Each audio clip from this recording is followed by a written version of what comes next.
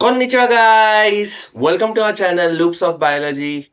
I am hoping that you are loving our content and taking you on to the next part of this biomolecule.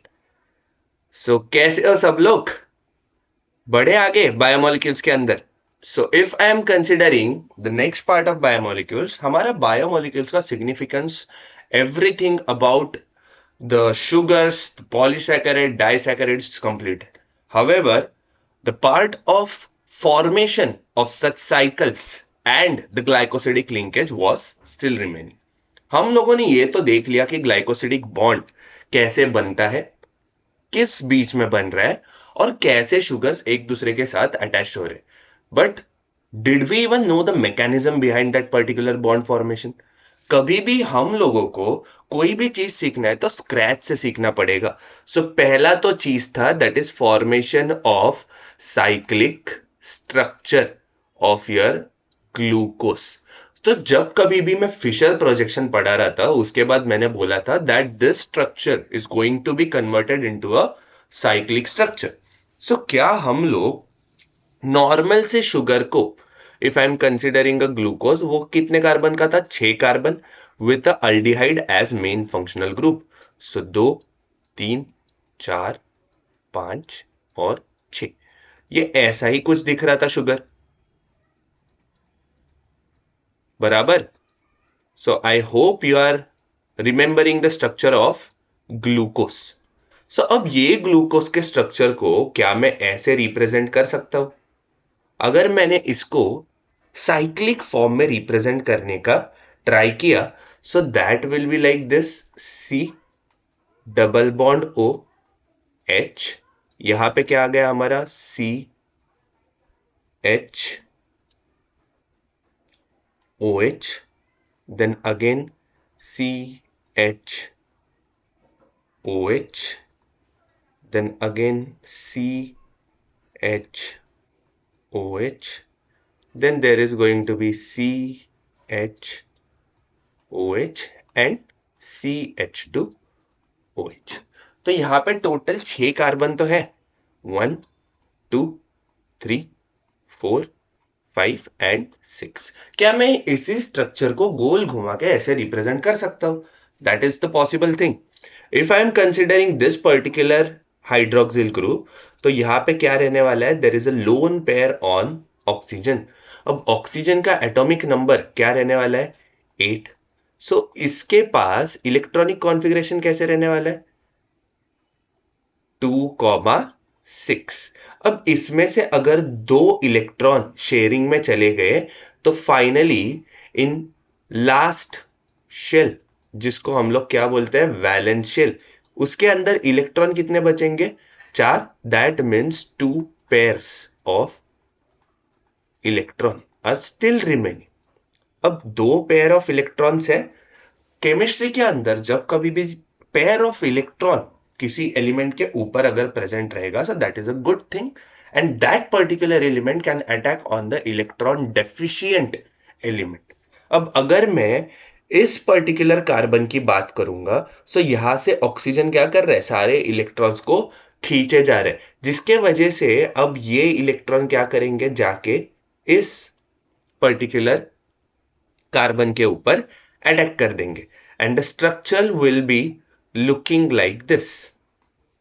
अगर मैं आगे जाके देखता हूं, सो यहां पे क्या रहने वाला है? C O H, C double bond O H, C H O H, C H O H, C O H H, and this one is basically CH2OH. I think यहां तक समझ में आया. अब जब कभी भी ऑक्सीजन अपने औकात के बाहर बॉन्ड बनाना चालू करेगा तो ऑक्सीजन पे क्या आ जाएगा? Positive charge. ठीक है. और ये कार्बन बेचारा क्या हो रहा है? अब अनस्टेबल हो रहा है क्योंकि इसने क्या कर दिए? 5 बॉन्ड बना लिए.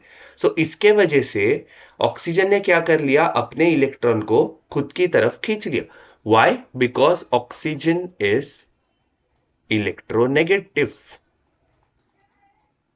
और इलेक्ट्रोनेगेटिव का मीनिंग होता है कि वो क्या करेगा, सारे के सारे इलेक्ट्रॉन्स अपनी तरफ खींचने चालू करेगा. So it will pull electron towards itself. So यहां पे जैसे ही इलेक्ट्रॉन खींचा, बाहर कौन चला गया? भाई साहब, हमारे H प्लस क्या हो गए? जुदा हो गए. किसके साथ? ऑक्सीजन के साथ. और यहां पे वापस ऑक्सीजन ने क्या कर लिया? अपने ऊपर इलेक्ट्रॉन्स ऐड कर लिया. सो ड्यू टू विच फायदा क्या हो गया? अभी ये ऑक्सीजन के ऊपर क्या आ गया? Negative charge. If I am looking at the structure again, तो यहां पे कुछ स्ट्रक्चर ऐसा दिख रहा है. अब अगर मैं इसको बॉन्ड लाइन में प्रेजेंट कर दूं, तो इस कार्बन का जो ऑक्सीजन है दैट इज नेगेटिव चार्ज, यहाँ पे H वैसे ही प्रेजेंट है. बाहर कहीं तो H प्लस अभी भी भटक रहा है. एंड यहाँ पे क्या हो गया? CH2OH, यहाँ पे OH, यहाँ पे OH, एंड बॉटम के side OH is still present. So यहां पे क्या हो गया? अब नेगेटिव चार्ज वापस आ गया. किसके ऊपर? ऑक्सीजन के ऊपर. And the cyclic ring is formed. So अभी ये जो नेगेटिव चार्ज है ये किस पे अटैक करेगा? On this particular H plus, and that will give us a cyclic structure of glucose.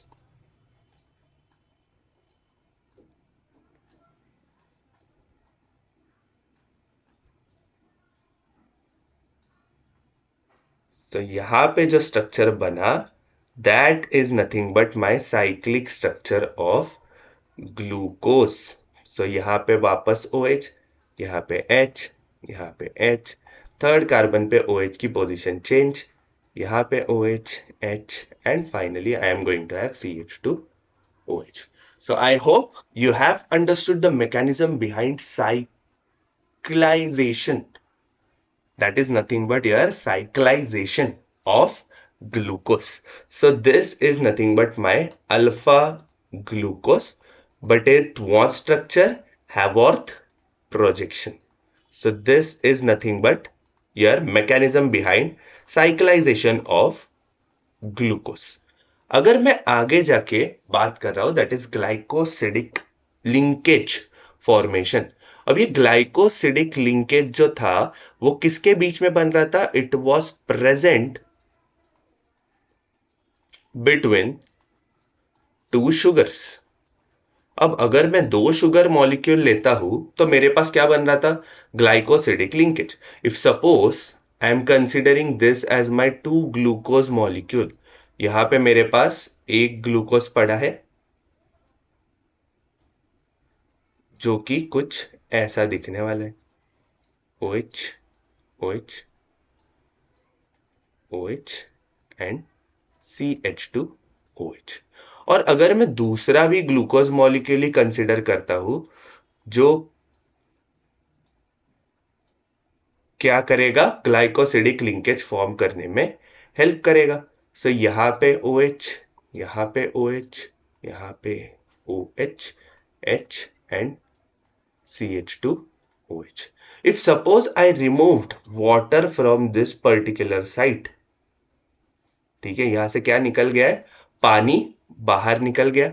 सो जैसे ही पानी बाहर निकल गया है, मतलब I am going to form a glycosidic linkage between two sugar. तो मेरे पास ये स्ट्रक्चर कुछ ऐसा दिखने वाला है.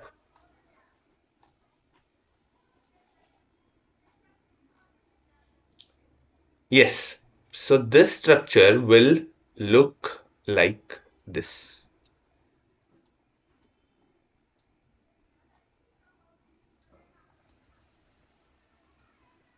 तो यहां पे क्या आ जाएगा हमारा? OH, CH2OH, यहां पे OH, यहां पे OH, and similarly on the other and.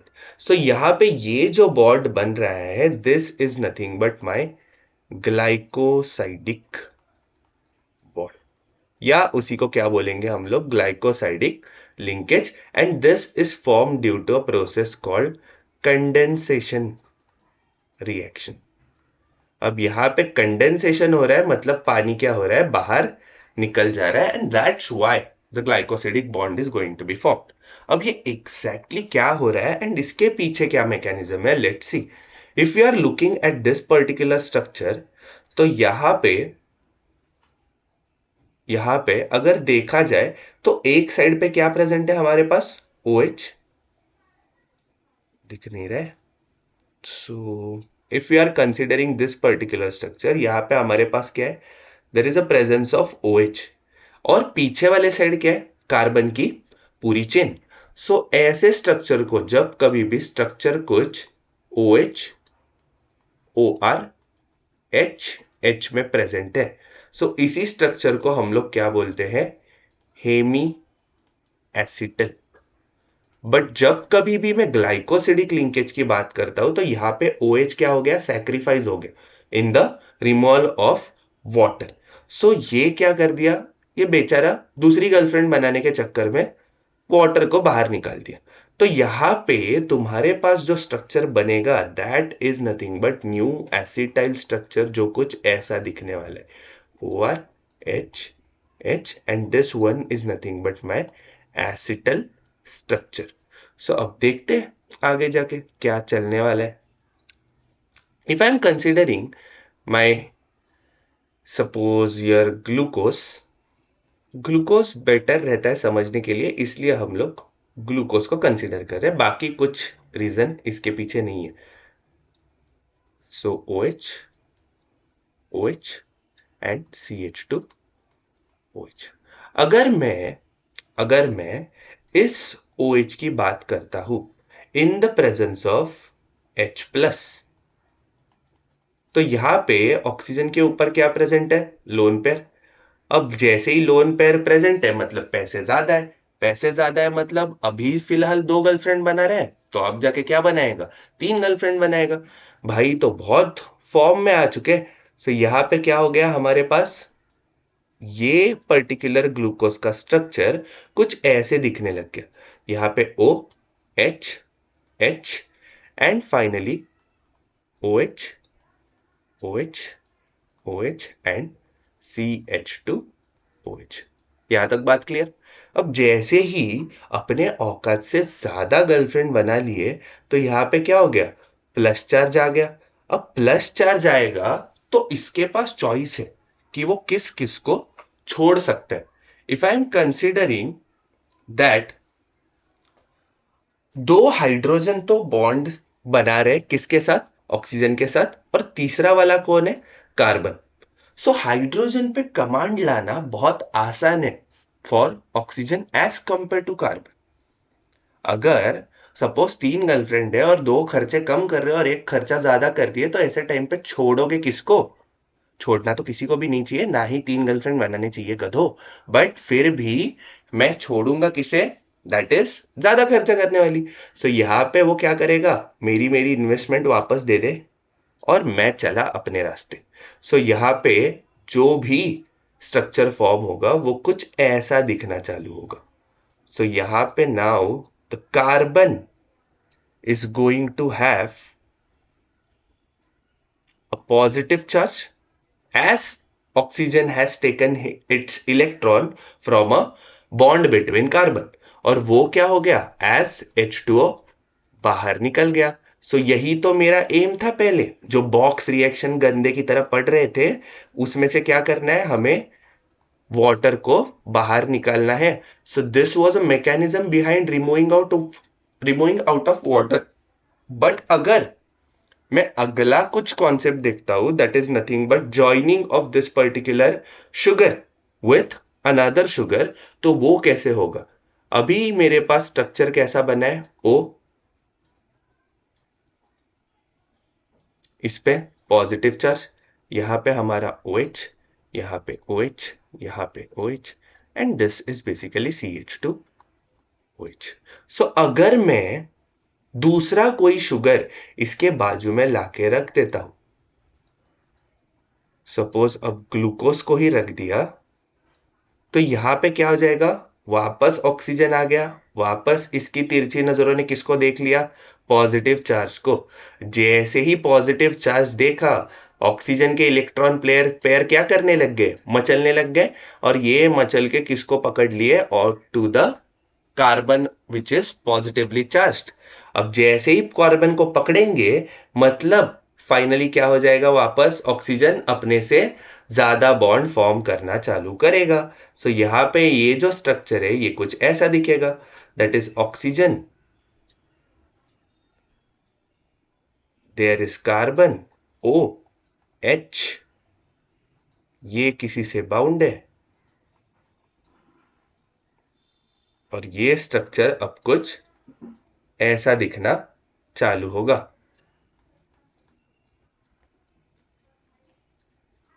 बराबर।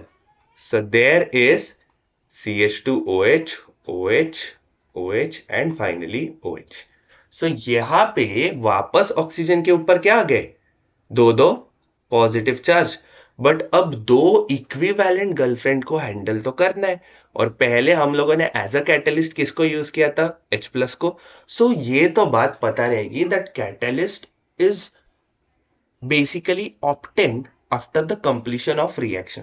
पहले तो इन्वॉल्व हो जाएगा, स्पीड अप करेगा रिएक्शन को, और फाइनली वापस ऑप्टेंड किया जाएगा। सो ऐसे टाइम पे ऑक्सीजन क्या करेगा, अपने हाइड्रोजन के साथ बॉन्ड तोड़ देगा, नाता तोड़ दिया। अब नाता तोड़ने के बाद नया नाता जोड़ लिया तो है, तो यहां पे क्या हो गया, तुम्हारा ऑक्सीजन कुछ इस तरह से बाइंड हो गया। एंड फाइनली मेरे पास क्या आ गया, glycosidic linkage with removal of H+ which was used as catalyst during the starting of our reaction. So यहाँ पे CH2OH, CH2OH, OH and finally OH is obtained. So this one is basically two sugars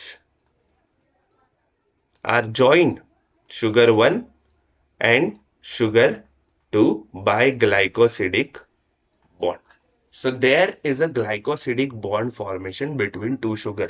इसके पीछे का mechanism कुछ ऐसा था जहां पे तुम लोगों को एक्चुअली दिमाग यूज करना था कि कैसे लोन पेयर अटैक करता है on the electron deficient element, and that is what the chemistry wants to tell अस।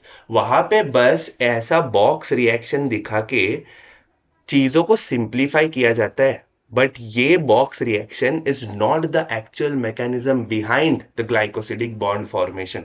इसलिए अगर किसी को ये पर्टिकुलर कॉन्सेप्ट पसंद आया रहेगा, that only electron rich species attacks on electron deficient, ये पता होना बहुत ज्यादा जरूरी है।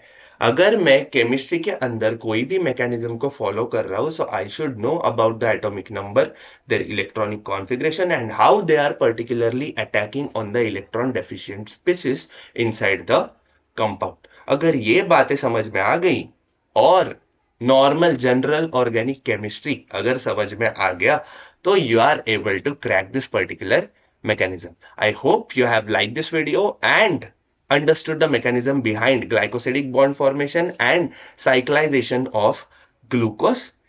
I hope you are enjoying the content of our channel, and please do not forget to like, share and subscribe to our channel and click on that particular bell icon so that you will get notifications about such interesting concepts in your upcoming videos. So thank you guys. Bye bye. See you in the next video.